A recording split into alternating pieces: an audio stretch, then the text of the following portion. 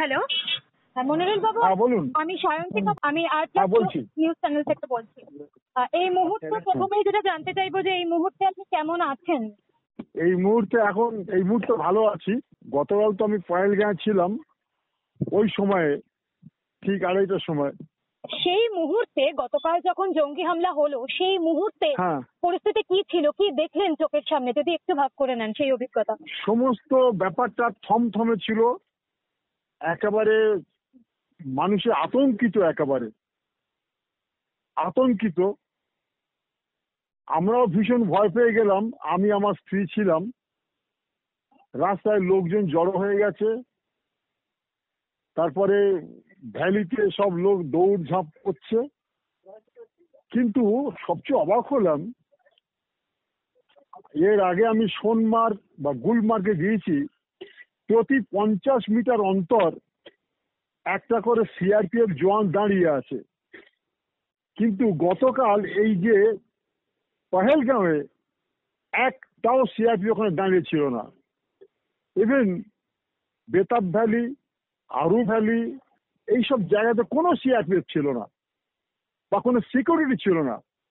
আমি আমার স্ত্রীকে বলছিলাম যে কি ব্যাপার বলো তো, এত পর্যটক এসছে, একটাও সিকিউরিটি নেই। বলছে, আমার স্ত্রী বললো যে এরা হয়তো শান্তিপূর্ণ এলাকা, তাই হতে পারে।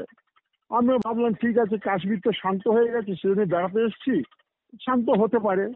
তারপর ঠিক 2:30টার সময় এই রকম ঘটনা। আমরা আবার তাড়াতাড়ি গাড়ি নিয়ে চলে আসছি, প্রচন্ড জ্যাম। আমাদের ড্রাইভারকে বললেন যে কি হয়েছে বলুন তো দেখি, কি হচ্ছে কি? বলছে কুছ নেই ম্যাডাম, তা হোটেল মে চলা যাইয়ে। মনিরুল বাবু, আমার কি মনে হচ্ছে যে এই যে আপনারা কালকে দেখেছেন যে কোনো সিকিউরিটি নেই, গোটা বিষয়টাই কি একদম পূর্ব পরিকল্পিত? মানে এত আমার মানুষ মনে আপনারা ওখানে ছিলেন, একটাও সিকিউরিটি নেই, এবং একটাও সিকিউরিটি নেই। তারপরেও এরকম একটা এত বড় একটা ঘটনা ঘটে যাওয়ার পরেও যারা আতঙ্কবাদী বা যারা জঙ্গি এই ঘটনা ঘটিয়েছে তারা খুব সহজেই সেখান থেকে চলে যেতে পারলো, কি বলবেন? একেবারে ঠিক বলেছেন। আমি দাবি করছি ওই 2:30-3টে কালকে টোটাল ডেজ সিসি ক্যামেরার ফুটেজ দেখানোর জন্য যে কোথায় কোথায় সিকিউরিটি ছিল। আমি দাবি করছি, দায়িত্ব নিয়ে বলছি, কোনো সিকিউরিটি ছিল না, কোনো সিকিউরিটি ছিল না। বেতাব ভ্যালি ছিল না, আরু ভ্যালি ছিল না, তারপরে চন্দনবাড়ি ছিল না। আমার চোখে দেখা রাস্তা তো ছিলই না। এই ঘটনা ঘটে গেল। এটা আমার মনে হয় পুরো পূর্ব পরিকল্পিত একেবারে। আপনারা কাশ্মীর থেকে ফিরছেন কবে? আমরা কালকে ফিরবো, আগামীকাল ফ্লাইট আছে 8:45 এয়ার ইন্ডিয়া আছে। এখন শ্রীনগরে পৌঁছে গেলাম, মানে পয়েলগাঁও থেকে শ্রীনগরে এলাম। এখান থেকে তারপর কালকে নাইট স্টে করে কালকে আমরা চলে যাব।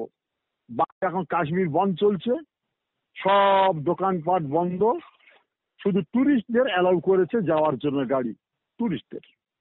অনেক অনেক ধন্যবাদ আপনাকে এরকম একটা মুহূর্তেও আপনাদের সঙ্গে আপনার এই অভিজ্ঞতা ভাগ করে নেওয়ার জন্য। দ্রুত এবং সুস্থভাবে আপনারা ফিরে আসুন, আমরা এটাই চাই। অনেক ধন্যবাদ। ধন্যবাদ।